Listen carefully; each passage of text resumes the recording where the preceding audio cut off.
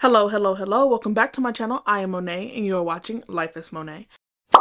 I recently watched a video by Covers with Cassidy. If you aren't subscribed to her channel, head over there. She has very exquisite reading taste. I love watching her videos because her opinions on books are so different from mine. It is astronomical how different our reading tastes are, but I really enjoy her commentary on books. I enjoy her putting out things about books that I have read and loved that I maybe not would have noticed because of how much I loved it. And then also the reasons why she loves books that I don't love, because it helps me to put into words usually what worked about the book or what didn't work about the book that may actually work for someone else. So a lot of the times I'm actually subscribed to booktubers that have very different reading tastes from me, but Covers with Cassidy is like my almost polar opposite, but that just makes the content that much more enjoyable for me. So she uploaded this video where she talked about the literal best and worst book of each month for the first half of the year, and I felt that that was just such a fun idea, so I am borrowing that idea from her today. I will link the video that I seen from her down in the description box below, as well as a link to her channel, so guys go over there and check it out. But yeah, I have made a list of the best and the worst of the first 6 months, so from January to June, and that's what we're going to talk about today. So January was a really hard month for me to pick the best and the worst because, as you all know, if you've been subscribed to my channel, in January I did this video where I read the last 10 years of the Goodreads Choice Award winners for the genre of fiction, and it was a crap show. I read so many absolutely horrible books in that video, but that was specifically for content that I was doing as a booktube collaboration, and so I did not include any books on that video because that was outside of my like usual reading taste. And so I'm going to talk about the best and the worst book that I actually like picked up on my own that didn't have anything like to do with content related. And so for the month of January, the best book that I actually read, which surprised me when I like actually looked at it, because throughout the year I just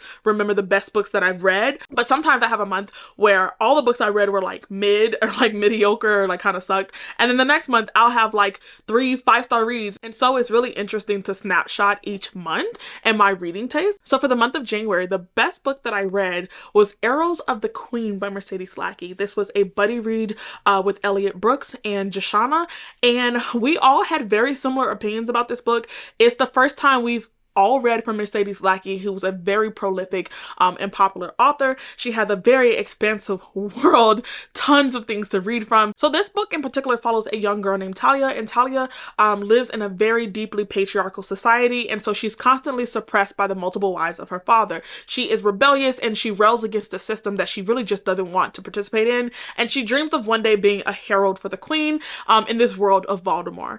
And one day she is told, I think she's like literally like 11 or 12, maybe even younger. She could be like 9 years old when she is told that she is to be married off in the hopes that they can finally break her spirit and get her to conform to this society. And so with that information, Talia actually runs away and she comes across this white kind of like stallion, and she realizes that he is a companion of a herald of Voldemort. And so she takes on this mantle to get him back to the queen's service, and when she gets there, she actually discovers that the companion was not lost, but he was actually looking for the next herald of Voldemort and to be a specific liaison to the queen herself. And so now Talia is taking on this mantle of being a confidant and a third party to the queen and helping her rule the kingdom.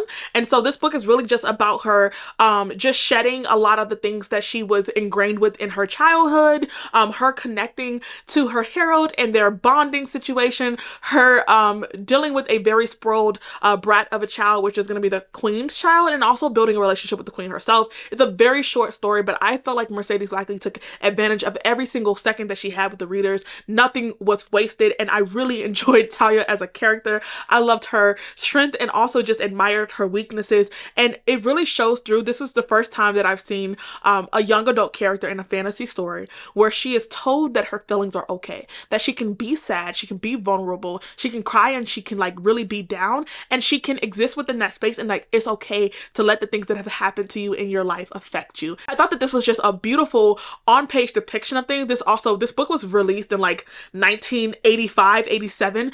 So it was ahead of its time in so many ways. We also have queer representation on the story. We have polyamorous relationships that is happening within the story. It was just really beautiful to see. But yeah, the best book of January was definitely Arrows of the Queen. And then my worst book of January was actually Magnolia Parks. I despise despise this book. I do not understand the hype for it at all. It is an horrible, horrible representation of any and all things that the book attempts to do. This depicted the worst toxic back and forth relationship that I've seen in a long time. It's supposed to be like a little bit of fan fiction for Blair and Chuck from Gossip Girl, but this was despicable. And it's offensive, honestly, to Blair and Chuck and their relationship. Were they a perfect couple? No. But they were on the same playing field and they played games with each other and they toyed with each other. Magnolia and BJ in this story very much are hiding behind the wall of vulnerable and innocent bystanders to their story that is witnessing things happening to them. So not only are they toxic to one another, they drag other people in and they don't care about the fallout of their situation. I don't like either one of them. The representation I just feel like was bad. The writing was awful. I need the teacher to go back to English 101. It was really bad. I'm gonna be honest with you. I don't know how or why this book is as popular as it is, but I ended up DNFing the book about like 70% of the way through because I just literally, I would have screamed if I read another word. I would have hollered for someone to put me out of my misery. That's how much I did not enjoy this book. And then moving on to February, the best book that I read in that month is definitely going to be Real by Kennedy Ryan. I have already raved about this book and all of its glory on my mid-year freakout, but I had to mention it here because I just love this story so much. This story follows Kenan and Neva. Neva is this up-and-coming star on the Broadway, and she is very kind of estranged from her family due to a situation that happened when she was in high school. So she had the tumultuous relationship with her sister and a very tentative and delicate relationship with her mother. And so she's in New York trying to survive on her own. She has been diagnosed with lupus, and so she deals with that as well. She's very self-conscious about her appearance and particularly her hair. And one day, Kenan, which is a very famous movie director that is putting this biopic into production, actually comes to Neva's play and he sees her and he is enraptured with her. He has to have her as the lead in his movie. Sparks fly between Neva and Kenan, and they both have professional and personal reasons for why they don't want to get involved with each other. Kenan has been involved with an actor romantically before in one of his movies, and you know, the fallout of that in the media was just a lot for him to deal with. And then Neva as well is still reeling from the situation that happened with her sister when she was in high school, and also this is her first big break in Hollywood, and so she doesn't want to mess that up by automatically tainting her reputation and putting out this perspective that she may have gotten this role just by sleeping with the movie director. One of the things that I absolutely loved about the story is how dynamic the novel is. We are deeply involved in the production of this movie. He's telling the story of this Black performer, singer, dancer from a small town that performed all over Europe and then moved back to the South to help with the civil rights movement. And so her town and her family kind of knows who she is and, you know, her reputation in Europe, but her story has not been told on a grand and broader scale. And so this is a career making movie for both Kenan and Neva, and so they have a lot at stake. I enjoyed watching them connect with one another. I enjoyed just them individually because we do get different POV chapters from them. The representation of Neva's lupus within the story I thought was handled with such delicacy, and I expected that from Kennedy Ryan just from reading Before I Let Go, which is another novel that handles very sensitive topics, and I love that one as well, but this one just took my heart away from me. There was so much love and restoration within this story, so much mending of broken bridges, so much healing from so many aspects of both of their lives, but again, I was just really loving the production of the movie and learning about, you know, this performer, this forgotten Black woman's story, and I really enjoyed the energy and the passion that they both put behind telling her story and bringing it to the big screen. So this will always have a place in my heart. I feel like I need to do a video on some of my favorite romances because this is definitely in the running. And now it's time to talk about my worst book for the month of February, and that goes to Red Rising. This was a reread for me. I read the first book like 2 or 3 years ago, but I didn't remember enough, I felt, for me to go into book 2 and book 3, and so I decided to do a reread, and this really just emphasized and highlighted so many things that I did not like about the story. There's so many problematic aspects of the story, including the misogyny that happens on page, but other than that, like if I was to take away that caveat and not really hark on that, I still think that this book suffered from very tremendous pacing issues. I feel like the author over-invested in certain plot points that just did not ultimately pay off for me as a reader, and just under-invested in other areas that would have made this a much more well-rounded story. This is definitely what I would call a very jagged and serrated edge. This book is not smooth. I have described it as being on an airplane and like constantly being under like turbulence, where you're in the air and you're like nervous that the pilot is gonna do his job, but you feel like the rockiness of the, like, that's how I felt reading it the first time and reading it the second time. It's just a very rough and jagged reading experience. And I think that this book suffered from just not taking the time to smooth out some of those rough points of the story to just make it a more pleasant experience for the reader. Moving on to March, my best book of the month was definitely Born a Crime by Trevor Noah. I read this book with my husband as a buddy read. We started off with the audio and I ended up switching over to like a physical copy and letting my husband finish on the audio.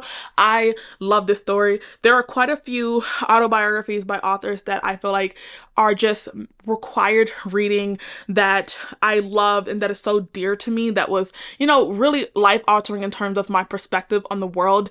And I think that Trevor Noah really balanced delicate topics around the apartheid and what it was like to grow up as a crime, because his mother is Black, his father is white, and during the apartheid this was an illegal situation. And so just seeing how Noah had to walk at a distance from his mother so that no one knew that that was her child, or she had to often pretend to just be like his caretaker, because his entire existence was illegal, and so she would be reprimanded if anyone ever found out. I think that he handles the severity of that with a lot of humor, and so you get to laugh with him and experience his story with him, but also you understand the severity and you understand like how serious things was. And I think that at times where he's supposed to be, you know, serious to really get his point across, he does it with grace, absolutely. And then also he gives the reader a break from a lot of heavy topics within the story, and you get to laugh at some funny experiences by him. I personally did not watch Trevor Noah when he was the host of the TV show, so like I knew who he was because I often seen like clips of his like TV show airings, but I never really watched him, so I didn't know much about him. But I do admire him as a person after reading his story. I hope that he continues to write other books, but not only his journey, I really loved hearing his mother's experience, because while he was growing up during the apartheid, you know, she was really experiencing it in her adult life, and it affected her in a lot of ways. She was in a relationship that was unequal in its power dynamics, and so she suffered from that as well. He describes his mother and a shooting that occurred with her that literally almost took her life. And so this book is just filled with all the emotions that I think you should feel when you're hearing about someone's life and they are sharing their story with you. It should be filled with happiness and sadness and tears and joy, and I feel like Trevor Noah just balanced that so beautifully throughout the story. And then my worst book in the month of March was absolutely Things We Never Got Over by Lucy Score. I have an entire reading vlog where I read this book and A Good Girl's Guide to Murder, and I reviewed both of them. This is up there with Magnolia Parks, but my biggest gripe with this story is that we are following a woman who is often viewed as a pushover and weak to everyone kind of around her, and she is not good with establishing boundaries and demanding the respect that she deserves. And so our male love interest is very aggressive, overbearing, he's a grump, he's rude, and so he's kind of depicted as coming to her rescue. And I did not enjoy that depiction of someone not trusting you with your own autonomy over your life and the relationships that you have, because they don't think that you're good at balancing them in a healthy way. And so they end up taking it over for you instead of helping to show you and help you practice how to have healthier relationships with individuals around you and how to demand the respect that you deserve. I just don't like the idea of someone needing a guard dog to protect them from some of the uglier things in life. It wasn't a great depiction of a romance. Him as a grump, he was more than just grumpy. He was downright rude and disrespectful at so many points throughout the story. We start off this book with her having a slight connection to his brother, who's a sheriff in the town, and he's very jealous. And so he gets very obsessive and possessive over her, even though he constantly says that he doesn't like her. She's very annoying. He doesn't want to be around her. But every single time that she is even interacting with his brother, just having a simple conversation, he is over there like a dog on a bone. And it was just disorienting in a lot of ways. I feel like the author did not she tipped the scale too far. He was a little too aggressive. He was a little too rude. He was a little too unromantic. His wall that she needed to break down to get him to love her was a little too tall, and they were made out of the wrong stuff. And so by the end of the story, I was not invested in their romance. I did not believe in it. It was not a great depiction of a romance, and this is another book that I really just do not understand the hype for. But if you want more details, highly recommend that you watch that vlog, because I was very, very upset the entire time. Moving into April, the best book that I read that month is If Only You by Chloe Leese. This is a romance story that follows Ziggy, who is the youngest of a very large family, and she plays soccer. She's also autistic, and so her family handles her with a very delicate reach, and they treat her as this very fragile person, and she is starting to get very frustrated with it in her adult life. She feels like she has very healthy boundaries and relationships and just techniques to deal with her disability, and so she's very tired with the way that her family sees her as something that needs to be protected. And then we have her brother, or one of her brother's best friend, which is Seb. Seb is he plays hockey, I believe, if I remember correctly. And he is a bit of a bad boy, and he has a very opposite reputation. And so what Ziggy offers him is a fake friendship, one where she will be allowed to kind of smudge or smear her reputation so it's not so squeaky clean, and then him, by association with her, will end up kind of cleaning up his image. I love this because they did not immediately go to fake dating, so that was already like top tier. In my adult life, it's really hard for you to sell me on a reason to fake date, and I feel like the authors at this point, they're not really invested on like selling a reason for a fake dating. They're just like pitching a fake dating, a fake engagement, a fake marriage, and I'm like, this is just it's getting out of hand, it's getting out of pocket. I'm not for it. Like, let's make it believable. So I really just enjoyed that right from the beginning. I enjoyed the relationship, them coming to understand each other. I really enjoyed the way Seb pushed her to the edge, because he does not handle her with kid gloves the way that her family does. And it was just really great for her to demand the type of relationship that she wants, not only with a romantic love interest, but with her family and with everyone around her. And then Seb give it to her and see her process that and see how she deals with it, because people can scream from the rooftop of the type of things that they want in their life, but when you give it to them, how they process it and digest it could be completely different. And I love the dynamic and the relationship between the two of them. My worst book for the month of April may be shocking, but this is by comparison of all the other books that I read that month. This is not going to end up on my worst of the year by any means, but that is A Desolation Called Peace. This is the sequel to A Memory Called Empire. I won't really speak on this book because it will be spoilers, of course, but I will talk about the problems that I had with the first book that was persistent throughout the story. One, sci-fi space operas are not my thing. They typically don't work for me, and so I went into this series, or this duology, knowing that and expecting that it was just going to be like a mid-level read, not due to anything that the author was going to do, but just because this is not a genre that I typically vibe with. With that being said, I feel like the author did everything she could to absolutely impress me. This is a very dense story. It has a steep learning curve. A lot of the titles and names of things I feel like was a bit overdone, and I do think that this is the type of story that you would need to reread multiple times just to get every nuance of what the author is saying throughout the story, because there's so much here and you're supposed to digest a lot in a short condensed amount of time, because the story is constantly moving as you're trying to process what's happening and just get a comfortable sense within the story. It took me a really long time to get comfortable with her writing and the world and just how expansive and unfamiliar that it was. It is creative by any and all means and very impressive. She's a very excellent writer. It came across as lacking social colloquial language, and so that just makes it more of a barrier for a reader to really understand and digest what the author is saying.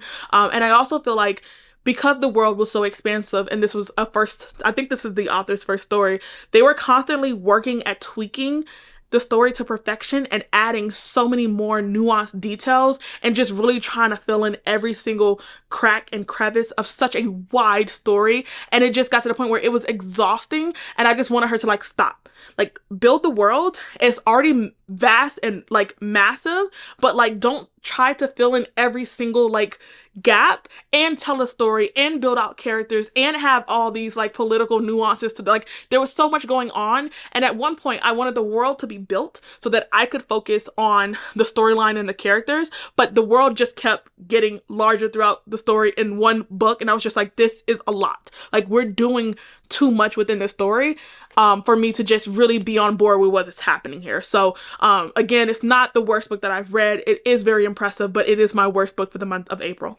Moving on to the month of May, my best book for the month of May was absolutely Age of War by Michael J. Sullivan. This is the third book in the Legends of the First Empire, but this is actually the culmination of the first arc of the story. The story is told in kind of like two parts. So in Age of Myth and Age of Swords, you're building up to this war that happens. He wrapped it up in a way that made me feel like the story was wholly completed in this phase, like in this arc of where we were. I didn't feel like I had to pick up the next book, which is book 4, so soon, because there were no like glaringly obvious and like unanswered questions, but I was curious about where the story was going, and I had generally like good expectations for where we were going next, and so it just felt like a great middle of the road kind of book. This is how you end like kind of like one storyline or one phase of these characters' life, and then lay the groundwork for the next one without leaving like glaringly obvious holes within the story. So really impressed with Age of War, but also just the war and how it played out, who our heroes were, who our saviors were, and how they actually, you know, achieved their victory. All of that was just so endearing for me to see. And then my worst book for the month of May was actually a book that I read on my Patreons for our Book of the Month pick, and that was The Shadow of the Gods by John Gwynne.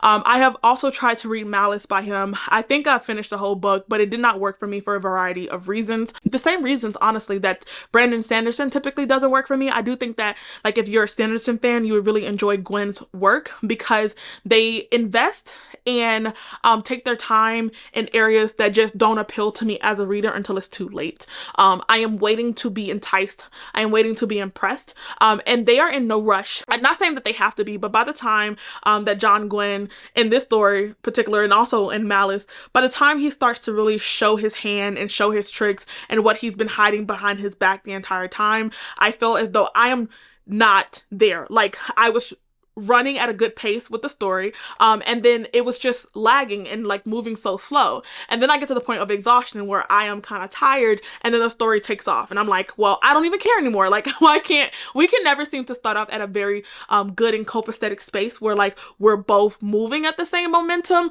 I feel like it's a bit like stepping on toes, because by the time the story again just starts to elevate, I'm at the point where it's like it's a little too late. And I know that going into his stories, I knew that from Malice, going into The Shadow of the Gods, so I tried to have so much more patience, but I feel like he slowed it down even more from Malice, and he spent so much time building out his world and explaining to me all these details before telling me why I should care about them. And that seems to just be his writing style, so I've just come to the conclusion that John Gwynne is not for me. And then moving into the month of June, the best book that I read that I've raved about on my channel with my mid-year freakout is The Will of the Many. I will never stop talking about this book. I will never not rave about this book. Everybody needs to read this book so much. This book is so similar to Red Rising in a lot of ways, but it fixed all of the problems that I had with Red Rising.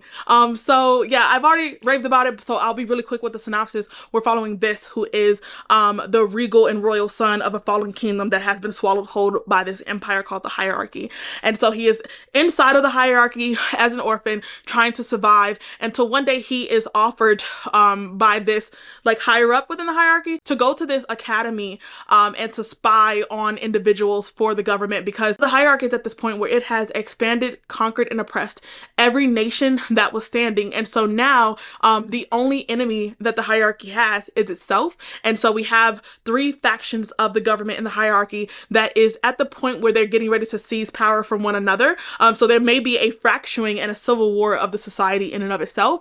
And this does not support the Hierarchy. He does not want to participate in any way, but he also doesn't support the rebellion and doesn't want to help the empire's fracturing along, particularly because the magic system and the power that the Hierarchy has comes from lower level citizens ceding power and ceding energy to those above them. And so Vis hates the Hierarchy, but he wants to blame those in power. But the rebellion is staunch in their belief that the higher ups get their power from, you know, if it's a pyramid, the strength of the pyramid is in the foundation and not its peak. And so the only way to go after the elite and the powerful is to target the individuals that are willingly ceding their power to the Hierarchy. But Vis sees them as victims because their homes were conquered. They have no choice but to cede power. It's this or death, it's this or prison. But the rebellion is like, no, if you want to strike where it matters, you take away the source of their power, and the source of their power is the people. And so there's a very beautiful conversation within the story about how do you take out, you know, this oppressive force that is using innocent people as its shield. You know what I'm saying? Do you lead a revolution and a rebellion knowing that so many innocent people are going to be affected? And what is the definition of innocent, right? If you're participating willingly, whether you had no choice or you're stuck between a rock and a hard place, you still actually made a choice. So yeah, so much is happening. So many conversations is happening within the story. But if you liked Red Rising, I highly recommend you give The Will of the Many a try. And if you didn't like Red Rising, because I also didn't like Red Rising, still give The Will of the Many a try. For the worst book that I read in June, it won't end up in my worst of the year, but it might end up on my most disappointing reads, and that is going to be The Bone Shard Daughter. This was our Patreon pick for the month of June. I was very invested in the story from the beginning, but then it kind of lost me along the way. This is a book that I feel like is, the equilibrium of the story and the pacing was off, and it just really took away from my experience, so it ended up being a 3-star read. We have Lynn, who is the daughter of a increasingly tyrannous emperor, and she has lost her memory due to an illness, and so her father is, you know, very strict on her and her ascent to power because she is lacking her memory, so he's constantly trying to trigger it on her behalf. But she is desperate to get her father's approval and to understand this bone shard magic that he is using to seize control and power in this world.